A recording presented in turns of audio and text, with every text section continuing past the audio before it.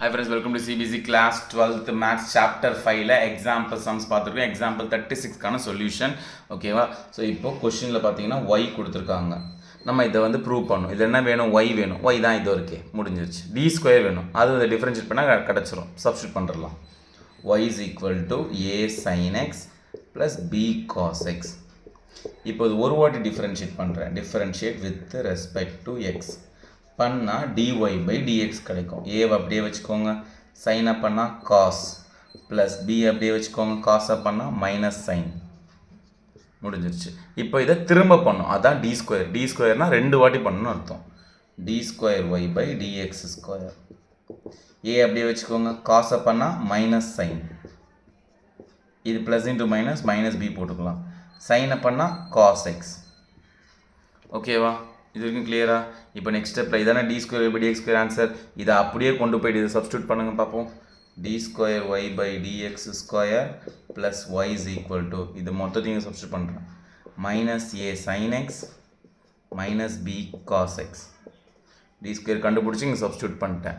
Plus ஒய்னா இந்த question இருக்குது, A sine X plus B cos X.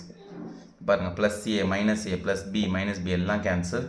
So d square y by dx square is equal to plus y is equal to 0. Prove ஆகிடுச்சா? இதெல்லாம் prove பண்ணணும். 0 தானே, எனக்கும் prove ஆகிடுச்சு. Hence prove. அவ்வளோதான். நல்லா பார்த்துக்கோங்க. ப்ரூவ் தட்டில் y இருக்குது, ஒய்னா கொஷின் இங்கே போட்டுட்டேன்.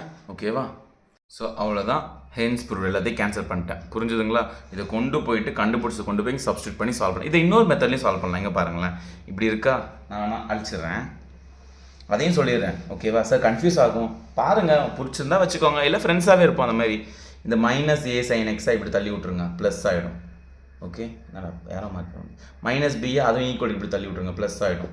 So D square Y by dx square plus A sine X plus B cos X is equal to 0. இந்த ஃபுல் டேர்ம் என்னதுப்பா? கொஸ்டினை பாருங்கள், ஒய் சப்ஸ்டியூட் பண்ண அந்த டேர்மே வந்துடும். அவ்வளோதான், முடிஞ்சிச்சு. எவ்வளோ ஈஸியாக இருக்கா? அட டே, அட அண்ணா, கோபி அண்ணா, இதை தானடா நீ ஃபஸ்ட்டு சொல்லியிருக்கணும் அப்படின்னு இருப்பீங்க. ஓகேவா?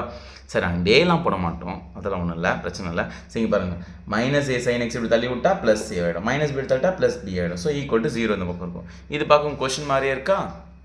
அப்படியே தூக்கிட்டு இங்கே வந்து போட்டால் முடிஞ்சிச்சு. Y is equal to 0. இது ஃபுல்லாக பார்க்க பாருங்கள், ஒய் மாதிரியே இருக்குது. இது பார்க்க அப்படியே ஒய் மாதிரி இருக்குது, ட்வின்ஸ் மாதிரி இருக்கிறாங்களா, ஒய் தீன் வந்து போட்டுருங்க. 0. Hence prove. இப்படியும் போடலாம், அப்படியும் போடலாம். Okay, next video